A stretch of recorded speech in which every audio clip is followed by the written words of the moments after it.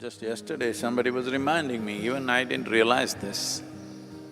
I had a hard schedule in United States and UK, I landed here. Just one day in the ashram, then I went to Australia, endless schedule.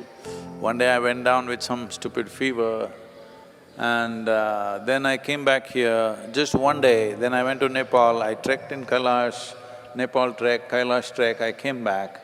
Not even one day, half a day, then I was off to Kaveri calling. I was on 5-day national tour where, trying to get all this political stuff going for Kaveri calling. I came back and the same day I started for Kaveri calling. And I finished this, I came here just not even a day, 17th we came, 18th early morning, 9 o'clock I left again for meetings in Bangalore, and it's been on. Only yesterday I came back. So they were saying, Sadhguru, you've not had a single day's break. Today is my break day. Okay? What are you clapping your hands?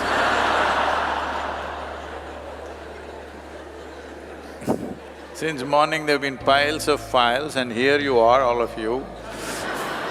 And now there are meetings and at 11 o'clock there is Kala Bhairava Karma. Tonight, Mahalaya Amavasya, this is a break day. Okay. So, will the body complain sometimes? Of course it does.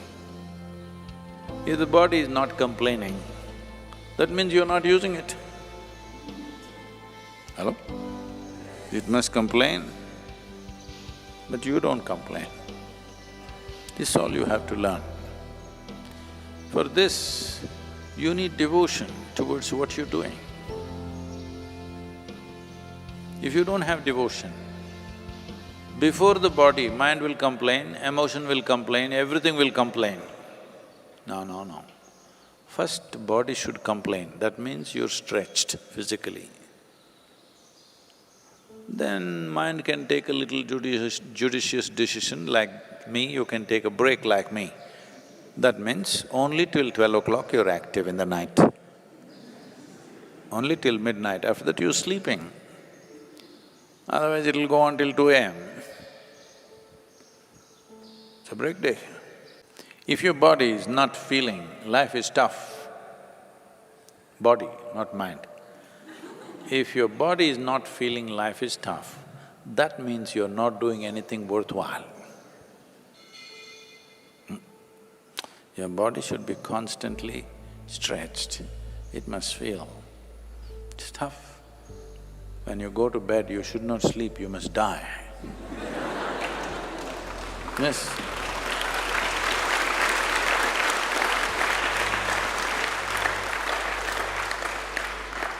One pillow like this, नींद नहीं आ रहा है।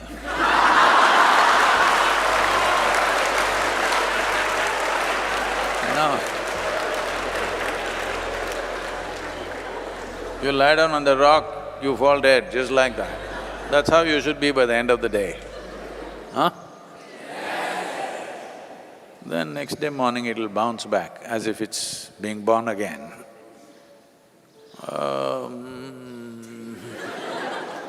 This way, no.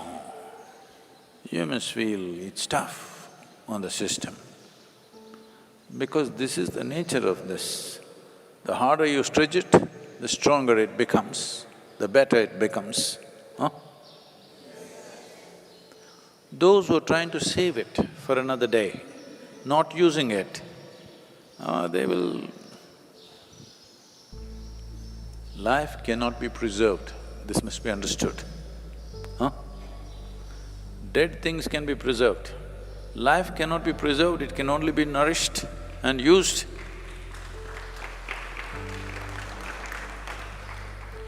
If you're trying to preserve and save yourself, not gonna work.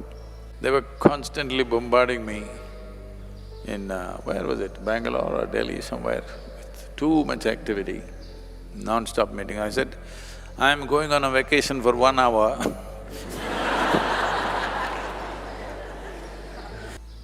When you're young, even that 1 hour vacation should not exist in your life. Yes, otherwise you will grow old too soon. Yes, those who take too many vacations, they will grow old too soon. When you're young, not even 5 minutes vacation. This doesn't mean you're doing something, doing something, doing something. This means in one way or the other, you're constantly upgrading yourself, either with external work or internal work. But upgradation should happen to a point wherever you stand out. This is not in competition with anybody. But this life must get to its full scope, isn't it so? This is what every life is trying, this is not unique to us. A coconut tree is doing everything possible to become a good coconut tree, full-fledged. So is a bird, so is a grasshopper, so is a worm, so is an elephant, so is everything, isn't it so? Only human being is hesitating because they did not learn how to handle their own cerebral activity. Their own thought is just messing them up. Even a basic question, should I become a full-fledged life or not? Such a question has become a debate and people think it's intelligence. Hello? Whether you should become a full-fledged human being or not, is there a debate about it? Huh? There's no debate about it, that's a way of life. This has to become a full-fledged life. If this becomes a full-fledged life, what will it do? I don't care what it does. Whatever it does, it will do it very well. That's all that's important. Whatever it does, it will do it well. That's all that matters. It's not only one kind of activity is important in the world, every activity is important. If it is done well, it's fantastic, whatever it is. Somebody sweeps the floor, see they've done well, is it not wonderful? Is this a lesser job than something else? So, for this to look at everything the same way, to function at full speed all the time, you need devotion, you need the fire of devotion, otherwise, tiring. Why am I talking against Taire?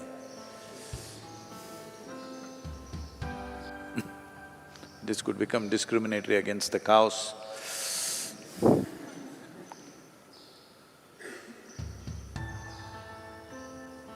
Even if you die, you must live.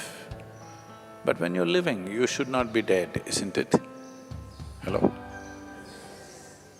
Those who really lived totally, even if they are dead long time ago, they still live, isn't it, in some way? Yes or no? Well, we still remember Adiyogi after thousands of years because he lived so intensely.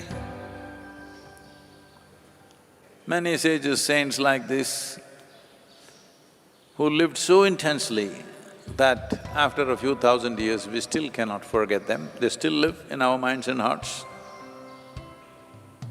In a couple of days, is Mahatma Gandhi's 150th birth anniversary.